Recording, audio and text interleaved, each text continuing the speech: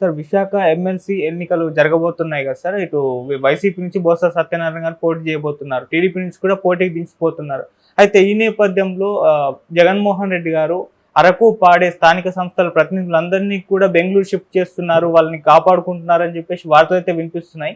అంటే ఈ ఎలక్షన్స్ కూడా ఇంత రేంజ్కి ఎందుకు వెళ్తున్నారని చెప్పేసి క్వశ్చన్స్ రైజ్ అవుతున్నాయి సార్. మీరేం చెప్తారు సార్? యా దీనికి ప్రధాన కారణం చంద్రబాబు అని చెప్పొచ్చు. ఎందుకంటే క్లియర్గా అక్కడ ఉమ్మడి విశాఖలో స్థానిక సంస్థల ఎమ్మెల్సీ సంబంధించి క్లియర్గా వైసీపీకి బలం ఉంది. ఎందుకంటే 800 చిల్లర ఓట్లు ఉంటే అందులో 600 చిల్లర వైసీపీకి ఉన్నాయి, 200 చిల్లర మాత్రమే కూటమికి ఉన్నాయి. క్లియర్గా ఎవరు గెలవాలి? మామూలుగా అయితే వైసీపీ గెలవాలి. అంటే నిజానికి పోటీ పెట్టకూడదు. పోటీ ఎందుకంటే మనకి క్లియర్గా బలం లేదు కాబట్టి మనం పోటీ పెట్టకూడదు అనేది మామూలుగా అయితే మోరల్ యాంగిల్లో చూస్తే పోటీ పెట్టకూడదు. కానీ చంద్రబాబు ఇప్పుడే కాదు, అనేక సార్లు ఇలాంటి సందర్భంలో పోటీ పెట్టడం, అవతలని మ్యానిపులేట్ చేయడం, గెలవడం అనేది ఆయన ఎప్పటి నుంచో చేస్తున్నాడు. సో అందుకని ఇప్పుడు కూడా ఆయన నిలబెడుతున్నాడు. మామూలుగా 2014లో కూడా వివేకానంద రెడ్డిని ఎమ్మెల్సీగా ఓడించి ఇలాగే ఓడించారు.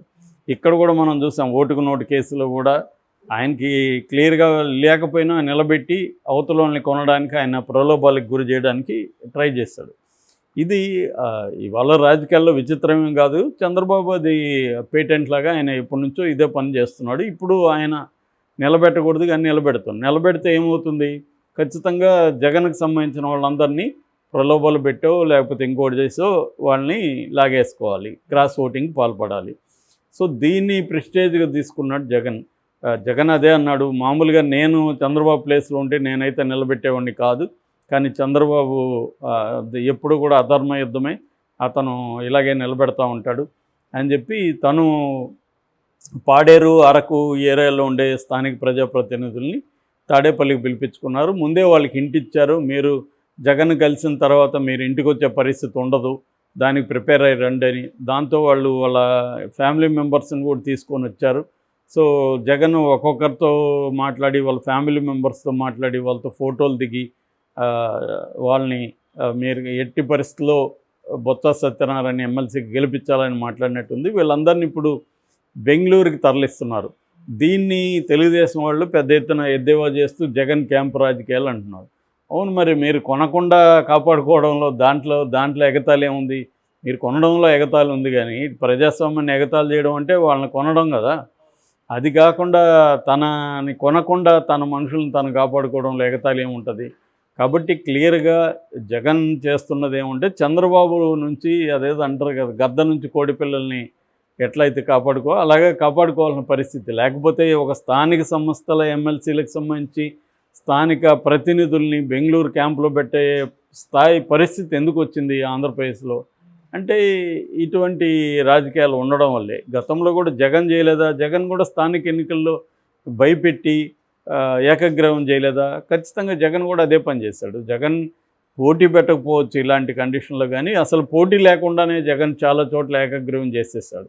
అంటే ఎవరు అధికారంలో ఉన్నా స్థానిక ఎన్నికలకు వచ్చేసరికి ఏంటంటే వాళ్ళకి అంత బలం కూడా ఉండదు. అవతల వాళ్ళకి చిన్న చిన్న స్థాయిలో ఉంటారు వాళ్ళు అధికారంలో ఉన్న పార్టీకి ఎదురు నిలబడి అక్కడ బతికే పరిస్థితి ఉండదు.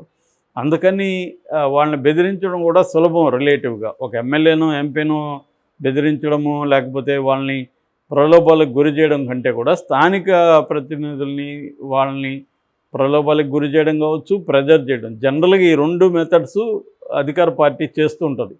ఒకవైపు ప్రెజర్ చేస్తుంది, ఒకవైపు వాళ్ళకి తాయిలాలు ఏదో ఇస్తుంది. సో ఈ 2-fold అప్రోచ్ అంటారు. ఈ 2-fold అప్రోచ్ని అధికార పార్టీలు అన్నీ కూడా చేస్తాయి. ఇప్పుడు చంద్రబాబు ఇందులో ఆయనకు పేటెంట్ ఇవ్వచ్చు, ఎందుకంటే ఆయనకి ఎప్పటి నుంచో ఇందులో ఎక్స్పర్టైజ్ ఉంది. ఆయన వచ్చిందే ఆ పద్ధతిలో కదా. అసలు ఎన్టీఆర్ని తోసేసి ఈయన రావడమే ఆహ్వానం పాలిటిక్స్ అంటారు. ఆహ్వానం హోటల్లో ఇదే విధంగా క్యాంప్ రాజకీయాలు జరిపి ఆయన రాగలిగాడు. సో అక్కడి నుంచి ఆయనకి ఎక్స్పీరియన్స్ ఉంది. ఇప్పుడు జగన్ వాపోయి లాభం లేదు. జగన్ కూడా అందుకని వాపోతున్నాడు. ఒక పక్క సైలెంట్గా ఉండకుండా తన మెథడ్లో తనకి చేత అయిన పద్ధతిలో తను చేస్తున్నాడు, వీళ్ళందరినీ తీసుకెళ్లకుండా. ఇక్కడ ఇప్పుడు కేసీఆర్ కూడా అదే కదా, ఎమ్మెల్యేలను పోనీయకుండా చూసుకోవడానికి ఆయన మెథడ్లో ఆయన అనేక పనులు చేస్తున్నాడు. సో ఇదేంటంటే అవతల వాళ్ళేమో లాగేసుకోవడానికి ట్రై చేస్తుంటారు, వీళ్ళేమో వాళ్ళని కాపాడుకోవడానికి ట్రై చేస్తుంటారు. ఇక్కడ మనకు అన్నిటికంటే ఘోరమైన విషయం ఏంటంటే రాజకీయాల్లో ఇవాళ మోరల్స్ గురించి మాట్లాడడం అంటే అది అంతకంటే కామెడీ ఉండదు. ఎవరికి మోరల్స్ లేవు.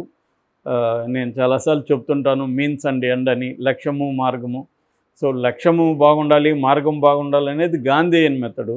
అది ఇప్పుడు ఎవడు ఫాలో కావాలి. లక్ష్యం అంటే మన లక్ష్యమే, మనకు అధికారం రావడం, మనం అధికారంలో ఉండడం, ఇదే లక్ష్యం. దీనికి ఏ మార్గం అన్నా అనుసరించవచ్చు. అది డెమోక్రటిక్గా ఉందా, నైతికంగా ఉందా, ధర్మబద్ధంగా ఉందా, ఇవేవి ఎవరికి అవసరం లేదు. సో ఇఫ్ ఐ కెన్ అన్నట్టు, నేను చేయగలిగితే చేస్తాను అంతే.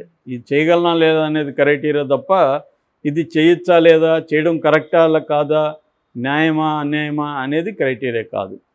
సో ఇది ఇప్పుడు జరుగుతున్నది. సో దీన్ని కాపాడుకోవడానికి జగన్ నిన్న మాట్లాడాడు. దాంతోపాటు ఆయన ఇంకొన్ని విషయాలు కూడా చెప్పాడు. ఫస్ట్ టైం ప్రజలకు సంబంధించి కూడా జగన్ మాట్లాడాడు. ప్రజలు చంద్రబాబుని ఎందుకు గెలిపించారంటే, నేను పలావ్ ఇస్తానన్నాను, పలావ్ ఇచ్చాను. చంద్రబాబు పలావ్ కాదు మీకు మంచి బిర్యానీ తినిపిస్తానని వాళ్ళని నమ్మించి తీసుకెళ్ళాడు. ఇప్పుడు జగన్ ఇచ్చిన పలావు పోయింది, చంద్రబాబు ఎలాగో బిర్యానీ పెట్టడు.